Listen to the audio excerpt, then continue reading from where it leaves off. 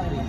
Congress party ఇచ్చిన హామీలు ఏ ఒక్కటి అమలు కావట్లేదు, ఉద్యోగాల విషయంలో కానీ ఏదైనా కానీ జూబ్లీహిల్స్ ఎన్నికల్లో ఇచ్చిన హామీలను ప్రజలు మర్చిపోయారని భావించవచ్చా, ప్రతిపక్ష పార్టీలు వైఫల్యంగా భావించవచ్చా? అంటే ప్రధానంగా ఒకటండి, జనరల్ గా రూలింగ్ పార్టీకి ఉప ఎన్నికలలో ఎప్పుడైనా జనరల్ ఒక అడ్వాంటేజ్ ఉంటుందని చెప్తారు. కానీ దానికి కూడా మనము డిఫరెంట్ సంఘటనలు చూడడం జరిగింది ఇదివరకు.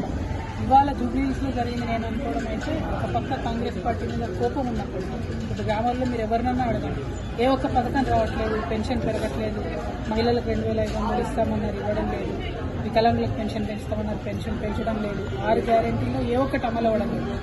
అయినా జూబ్లీహిల్స్ లో కాంగ్రెస్ గెలిచిందంటే కేవలం అది ప్రతిపక్షాలు భారతీయ జనతా పార్టీ కావచ్చు, టీఆర్ఎస్ పార్టీ కావచ్చు, అనుకున్న స్థాయిలో ప్రజల సమస్యలను ఎండగట్టడంలో, ప్రజల పక్షాన నిలబడడంలో విఫలం చెందారని చెప్పి చాలా స్పష్టంగా అర్థమవుతా ఉంది.